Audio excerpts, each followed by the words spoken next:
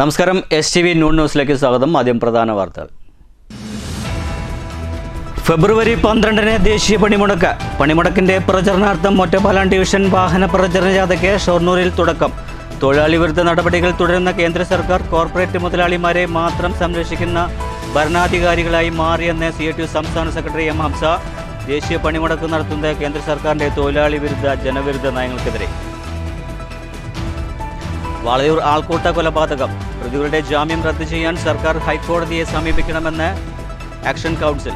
രാംനാരായണൻ കേസിലെ പ്രതികൾക്ക് ചുരുങ്ങിയ ദിവസങ്ങൾക്കുള്ളിൽ തന്നെ ജാമ്യം ലഭിച്ചത് ഞെട്ടൽ ഉളവാക്കുന്നതാണെന്നും നീതിപീഠത്തിന്റെ വിശ്വാസ്യതയെ ചോദ്യം ചെയ്യുന്നതുമായ നടപടിയാണെന്നും ആക്ഷൻ കൗൺസിൽ ഭാരവാഹികൾ. LDF നയിക്കുന്ന വികസന മുന്നേറ്റ ജാഥയുടെ തെക്കൻ മേഖലാ ജാഥയ്ക്ക് ചേലക്കരയിൽ ഇന്ന് വൈകിട്ട് തുടക്കമാകും.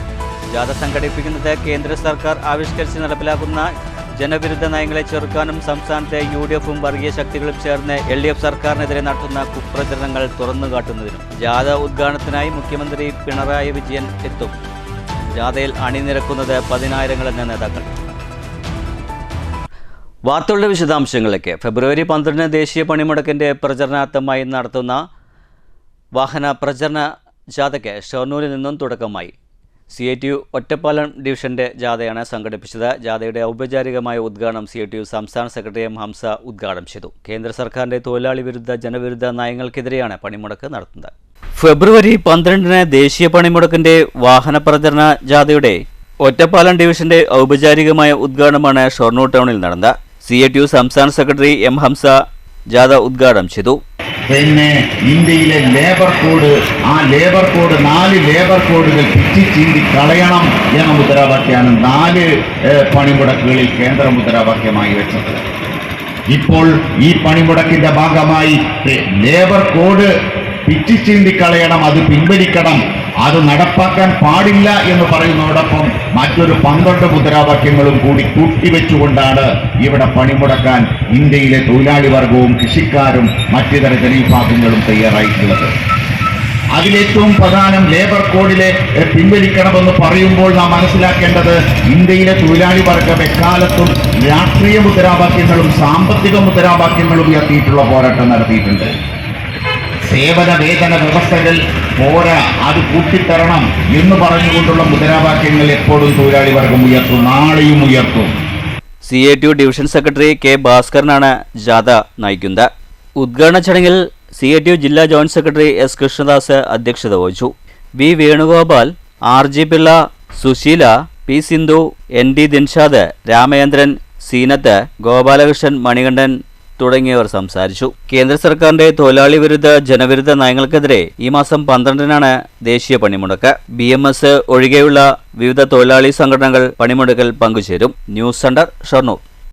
വാളയൂർ ആൾക്കൂട്ട കൊലയിൽ പ്രതികളുടെ ജാമ്യം റദ്ദു ചെയ്യാൻ സർക്കാർ ഹൈക്കോടതിയെ സമീപിക്കണമെന്ന് ആക്ഷൻ കൗൺസിൽ ഭാരവാഹികൾ വാർത്താ സമ്മേളനത്തിൽ ആവശ്യപ്പെട്ടു. രാംനാരായണൻ കേസിലെ പ്രതികൾക്ക് ചുരുങ്ങിയ ദിവസങ്ങൾക്കുള്ളിൽ തന്നെ ജാമ്യം ലഭിച്ചത് ഞെട്ടൽ ഉളവാക്കുന്നതാണെന്നും നീതിപീഠത്തിന്റെ വിശ്വാസ്യതയെ ചോദ്യം ചെയ്യുന്നതുമായ നടപടിയാണെന്നും ആക്ഷൻ കൗൺസിൽ ഭാരവാഹികൾ പറഞ്ഞു. ആൾക്കൂട്ട കൊലപാതകം പോലെയുള്ള ശക്തമായ വകുപ്പുകൾ ചുമത്തിയിട്ടും പ്രതികൾ നിരവധി ക്രിമിനൽ കേസുകൾ പ്രതികളായിരുന്നിട്ടും ജാമ്യം അനുവദിക്കപ്പെട്ട SC/ST ആട്രോസിറ്റീസ്, മൊബിലിജിംഗ് വകുപ്പുകൾ ഇരകളുടെ ഭാഗം തന്നെയാണ് നിയമപ്രകാരമുള്ള കേസുകളിൽ നിലനിൽക്കുമ്പോൾ അനുവദിക്കപ്പെടുന്നത്.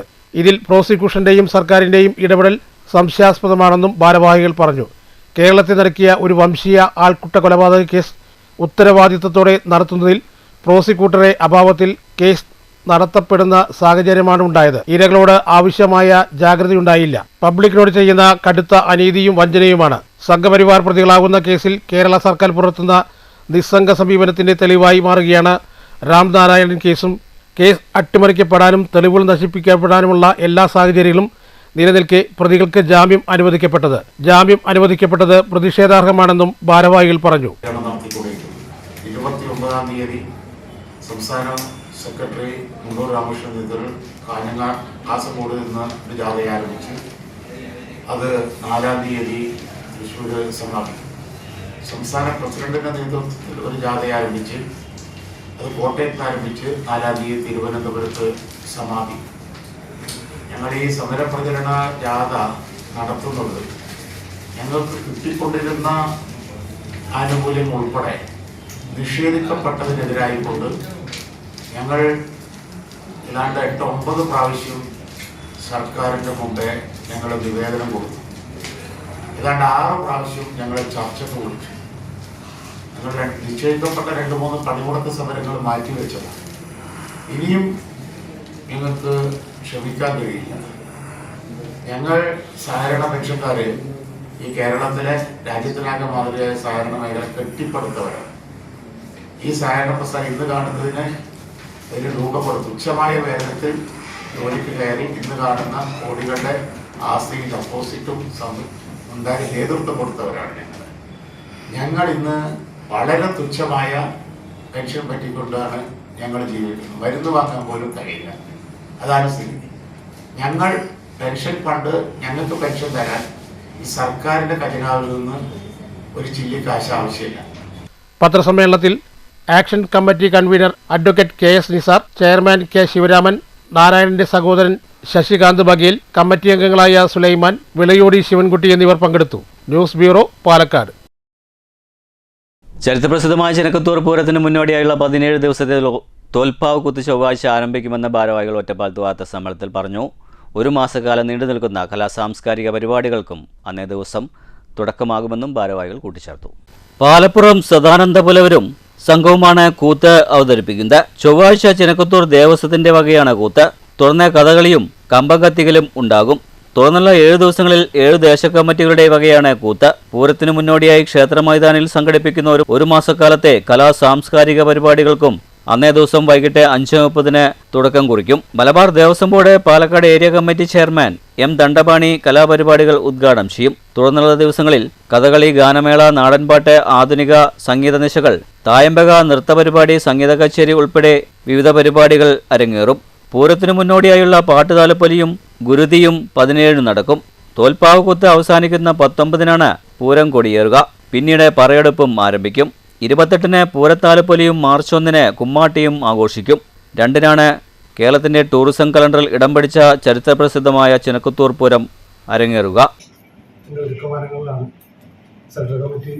ഇപ്പം നാളെ ദേവസ്വം കൂത്ത്, അത് കഴിഞ്ഞാൽ ഗുരുതി, കൊടിയേറ്റം, താലപ്പൊലി. നാളെ ഏരിയ കമ്മിറ്റി ചെയർമാൻ ദണ്ഡപാണി മാഷാണ് ഉദ്ഘാടനം, പരിപാടികളുടെ ഔപചാരികമായ ഉദ്ഘാടനം നടക്കുന്നത്. കഴിഞ്ഞാൽ 7 ദേശക്കൂത്തുകൾ വടക്കുമംഗലം, പാലപ്പുറം, തല്ലാർമംഗലം, മീറ്റന, അറക്കോട്ടരി, ഒറ്റപ്പാലം തുടങ്ങിയ ദേശങ്ങളുടെ വിവിധ പരിപാടികളോടുകൂടി വെടിക്കെട്ടോട് ഉൾപ്പെടുന്ന കൂത്തുകൾ. അതിനുശേഷം വഴിപാട് കൂത്തുകൾ, പിന്നെ താലപ്പൊലി, കുമ്മാട്ടി, അങ്ങനെ വളരെ വൈവിധ്യമാർന്ന ഒരു പൂരക്കാലം കൂടി വരികയാണ്. അപ്പം ഈ വർഷത്തെ പൂരം വളരെ ഭംഗിയാക്കി സെൻട്രൽ കമ്മിറ്റിയുടെ നേതൃത്വത്തിൽ ഏറ്റവും മികച്ച രീതിയിൽ ജനങ്ങൾക്ക് കാഴ്ചവെക്കാനുള്ള ഒരു ശ്രമത്തിലാണ് കമ്മിറ്റി. 10-ാം തീയതി ദേവസ്വം കൂത്ത് കഴിഞ്ഞാൽ 11-ാം തീയതിയോടുകൂടി കലാപരിപാടികൾ സ്റ്റാർട്ട് ചെയ്യും. മറ്റു പരിപാടികളും അതിൻ്റെ കൂടെ. വാർത്താ സമ്മേളനത്തിൽ central committee president M Subhash, secretary TP Pradeep Kumar, trustee board അംഗം Thekkiniyadathu Krishnan Namboothiri, programme convenor VP Manoj Kumar എന്നിവർ പങ്കെടുത്തു. News bureau, Ottapalam.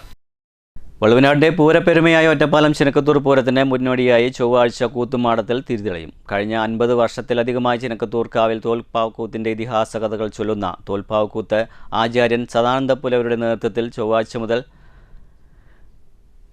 കൂത്തിന് തുടക്കമാകും. കൂത്തുമാടത്തിലെ 17 ദിവസത്തെ നിഴലാട്ടങ്ങൾ പൂർത്തിയാകുന്നതോടെ ചരിത്രപ്രസിദ്ധമായ ചെനക്കത്തൂർ പൂരം മാർച്ച് 2-ന് അരങ്ങേറും.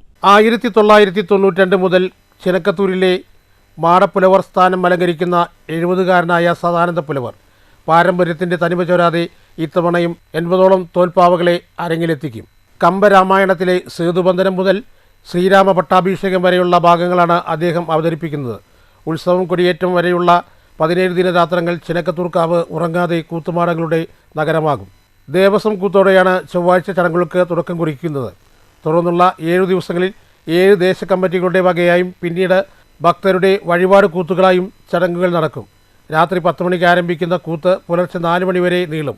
മാൻതോലിലും കാളത്തോലിലും തീർത്ത ഈ പാവകൾക്കൊപ്പം ചെണ്ട, കുറുങ്കുഴൽ, ഉഴുപറ, ഇലത്താളം, മദ്ദളം തുടങ്ങിയ വാദ്യമേളങ്ങളും അകമ്പടിയാകും.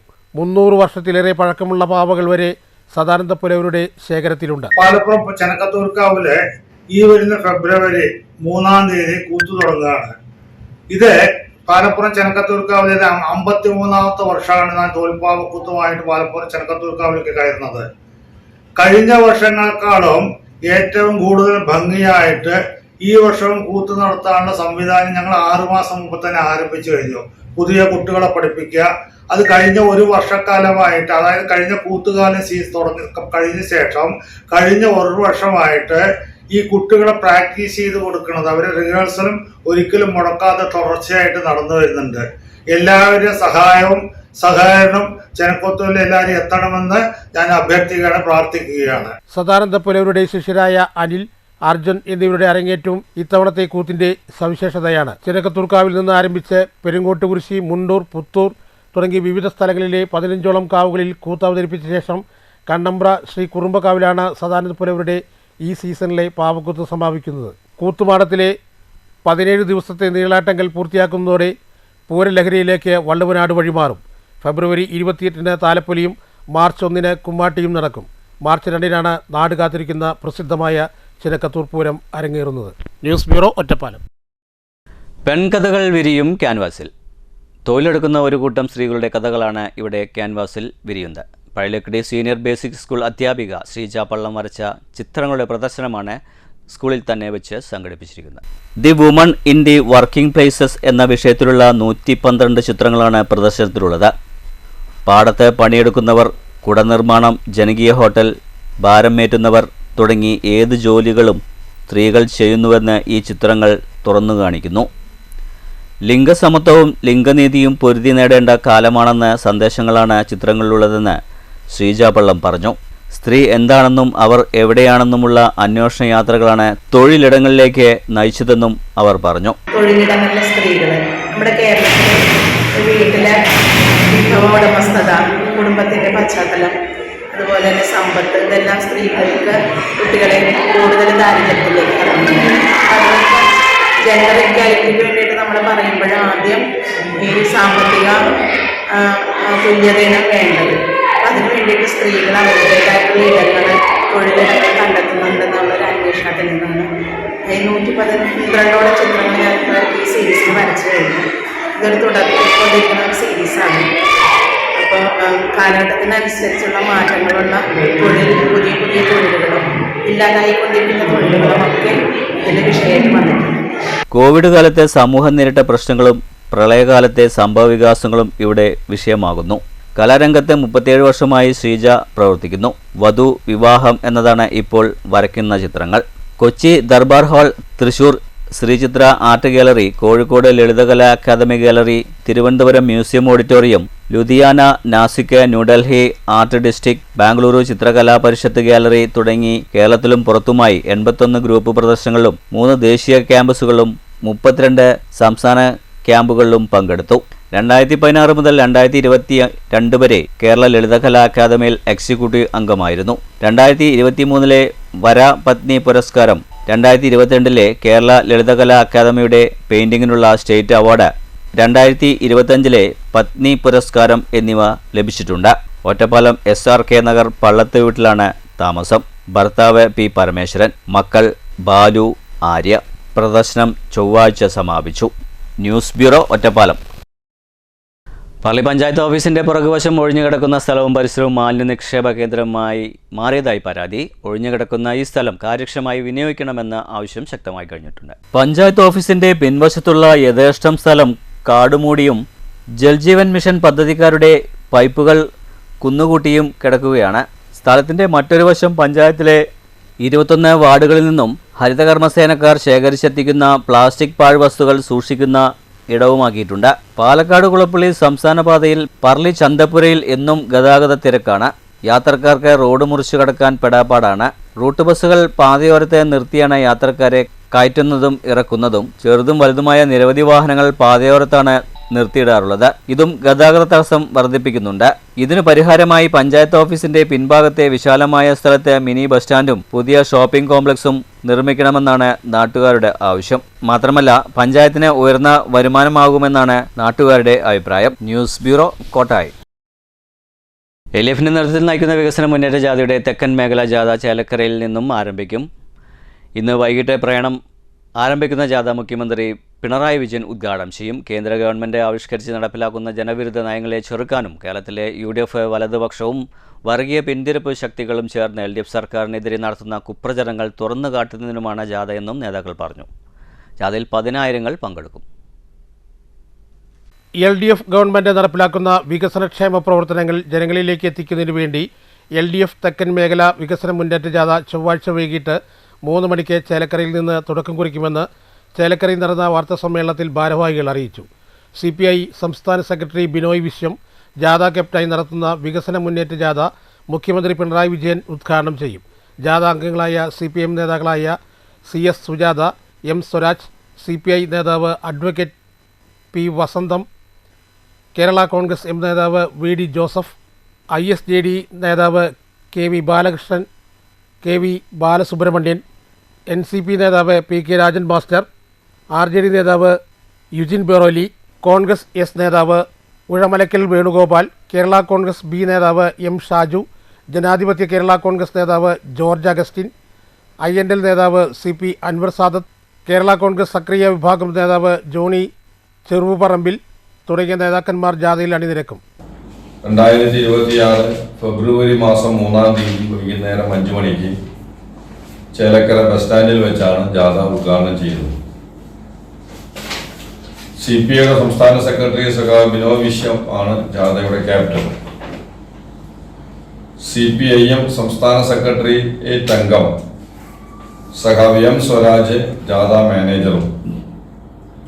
ബാക്കി എല്ലാ ഇടതുപക്ഷ മുന്നണിയിലെ എല്ലാ ഘടക പാർട്ടികളുടെ നേതാക്കന്മാരുമുള്ള ജാഥയാണ് ചേലക്കരയിൽ വെച്ച് സംസ്ഥാന ജാഥ ഉദ്ഘാടനം ചെയ്യപ്പെടുന്നത്. അത് 3-ാം തീയതി ഇവിടെ ഉദ്ഘാടനം നിർവഹിച്ചതിന് ശേഷം 4-ാം തീയതി മുതൽ പര്യടനം ചെയ്ത് 15-ാം തീയതി ഫെബ്രുവരി 15-ന് തിരുവനന്തപുരത്ത് സമാപിക്കും വിധമാണ് പ്ലാൻ ചെയ്തിട്ടുള്ളത്. 22-ാം തീയതി ഞങ്ങൾ സംഘടിപ്പിച്ചു. LDFന്റെ CPM ജില്ലാ സെക്രട്ടറി സഖാവ് KV അബ്ദുൽ ഖാദറാണ് ഉദ്ഘാടനം ചെയ്തത്. സംഘാടക സമിതിയുടെ നേതൃത്വത്തിലാണ് പ്രചരണ പ്രവർത്തനങ്ങളെല്ലാം സംഘടിപ്പിച്ചുകൊണ്ട്. ചേലക്കരയിൽ നടക്കുന്ന വികസന ജാഥ മുന്നേറ്റത്തിന് എല്ലാ ഒരുക്കങ്ങളും പൂർത്തീകരിച്ചതായും തൃശൂർ, ആലപ്പുഴ, കൊല്ലം എന്നീ ജില്ലകളിൽ കൂടി ജാഥ കടന്നുപോയി 15-ാം തീയതി തിരുവനന്തപുരത്ത് സമാപിക്കും. ചേലക്കരയിൽ നടക്കുന്ന 10,000 പേർ പങ്കെടുക്കുമെന്നും convener PA Babu, TN Prabhakaran എന്നിവർ വാർത്താ സമ്മേളനത്തിൽ അറിയിച്ചു. News bureau, Cheruthuruthy. ഒറ്റപ്പാലം നഗരസഭാ പരിധിയിലെ രൂക്ഷമായ കുടിവെള്ളക്ഷാമത്തിൽ പ്രതിഷേധിച്ച് BJP ഒറ്റപ്പാലം വാട്ടർ അതോറിറ്റി ഓഫീസിലേക്ക് പ്രതിഷേധ മാർച്ച് സംഘടിപ്പിച്ചു. മണ്ഡലം പ്രസിഡന്റ് സുമേഷ് ചീരാത്തൊടി ഉദ്ഘാടനം ചെയ്തു. കുടിവെള്ളത്തിന് ക്ഷാമമുള്ള പ്രദേശങ്ങളിലെ കുടിവെള്ളം എത്തിക്കാനുള്ള യാതൊരുവിധ സംവിധാനങ്ങളും ഒറ്റപ്പാലം നഗരസഭ ഭരിക്കുന്ന ഭരണസമിതിയോ അല്ലെങ്കിൽ അവിടെ കുടിവെള്ളം എത്താത്തതിൻ്റെ കാരണം എന്തെന്ന് അന്വേഷിച്ചുകൊണ്ട് എന്താണ് സാങ്കേതികമായിട്ടുള്ള പിഴവ് എന്നുണ്ടെങ്കിൽ അത് തിരുത്താൻ വാട്ടർ അതോറിറ്റിയും യാതൊന്നും ചെയ്യാത്ത ഒരു സാഹചര്യത്തിലാണ് ഭാരതീയ ജനതാ പാർട്ടി ഇത്തരത്തിലൊരു സമരം ഇവിടെ സംഘടിപ്പിച്ചത്. നമുക്കറിയാം, അമൃത് ഭാരത് പദ്ധതിയിൽ ഇവിടെ കോടിക്കണക്കിന് ഉറുപ്പികയാണ് ഒറ്റപ്പാലം നഗരസഭയിലെ കുടിവെള്ളത്തിന് വേണ്ടിയിട്ട് ഇവിടെ പാസ്സായിട്ടുള്ളത്. 10,56,00,000 രൂപയാണ് കേന്ദ്ര ഫണ്ടിൽ നിന്ന് അമൃത് ഭാരത് പദ്ധതിയിൽ ഇവിടെ ഒറ്റപ്പാലത്തിലെ ജൽജീവൻ മിഷൻ നടപ്പിലാക്കാൻ വേണ്ടിയിട്ട് ഇവിടെ പാസ്സായത്. അതിൽ നിന്ന് 56 ലക്ഷം രൂപ കൊണ്ട് റെയിൽവേ സ്റ്റേഷൻ പരിസരത്ത് ഒരു കുടിവെള്ള പൈപ്പ് ലൈൻ മാറ്റി എന്നല്ലാതെ ബാക്കിയ 10 കോടി രൂപയുണ്ട് ജൽജീവൻ മിഷൻ ഇവിടെ നടപ്പിലാക്കുന്നതിൽ വലിയൊരു വീഴ്ച അതിവിടുത്തെ നഗരസഭയുടെ ഭാഗത്തു നിന്നും വാട്ടർ അതോറിറ്റിയുടെ ഭാഗത്തു നിന്നും ഉണ്ടായിട്ടുണ്ട് എന്നുള്ളത് വസ്തുതയാണ്.